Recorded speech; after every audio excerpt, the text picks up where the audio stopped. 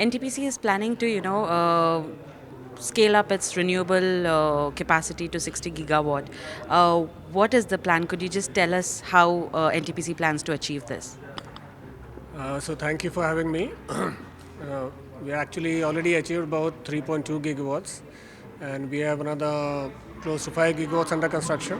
And then we are working on projects of another 10 gigawatt capacity. So we are working on a pipeline of say close to about 17, 18 gigawatts as of now. The plan is to actually move forward quickly, and there are 3 or 4 critical pillars in how we're doing it.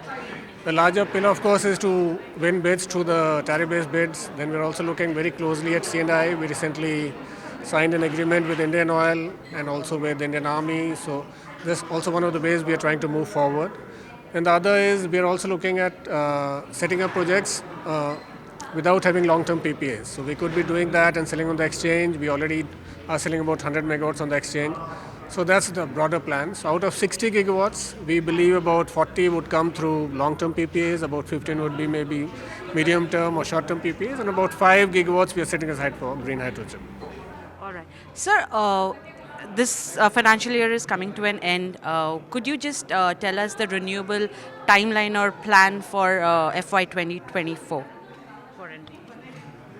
24 is still some time out because a lot of things have happened only recently, like government has kept the ALMM order in abeyance and they've allowed another timeline for 1 more year.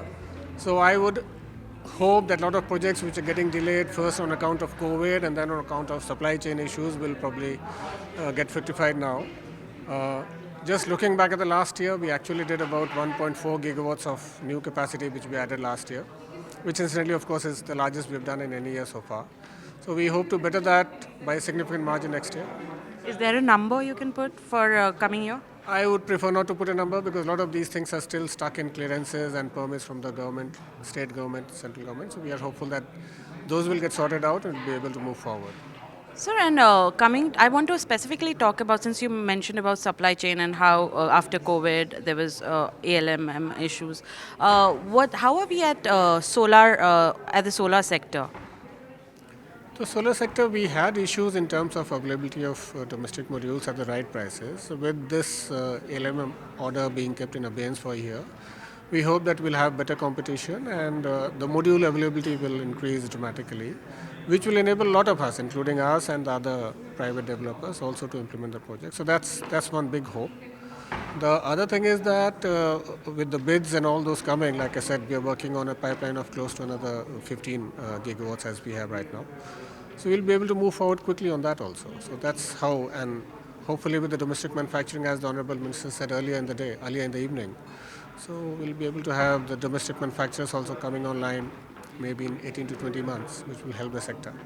Right, and there's obviously no renewable now without storage. So I believe, and Moneycontrol has also done a story about how NTPC is now coming up with probably the biggest tender of 9 gigawatt. So we had 3 gigawatt, we had 9, and is there any other plan for storage? And also, since the PSP policy is out, long shot, but is NTPC planning anything around PSPs?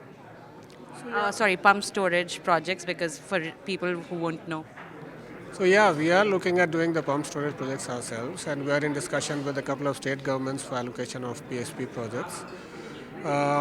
So yes, we have closed the tender for 3 gigawatt hour, which was the largest at that point of time.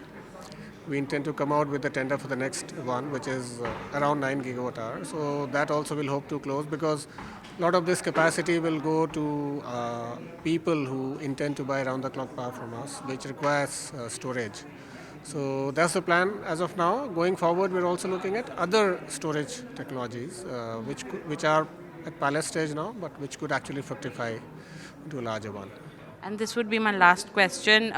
Please throw some light about NTPC's green hydrogen endeavors. So on the green hydrogen side, we've actually started 3 pilots, one of which we've already commissioned. I believe you are aware that we started blending green hydrogen to the natural gas pipeline at Kavas. This is basically for domestic gas supply. So we started blending 5% green hydrogen. Our green hydrogen project for Leh mobility is also on track, and we hope to roll out the first bus, maybe sometime September, October this year. I mean, if we are able to get the bus, so that should be another unique project. The third one, of course, is the green methanol project, in which we'll be capturing carbon dioxide and mixing with green hydrogen to produce green methanol. So these are the pilots, and we recently signed an agreement with government of Andhra Pradesh for developing potentially India's largest hydrogen hub at Vizag or close to Vizag. So these are immediate developments, and we are of course in discussion with a couple of other people for off-taking either hydrogen or ammonia. So, do you think by any chance NTPC is planning to overshoot 60 gigawatt target, or you still have a long way to go?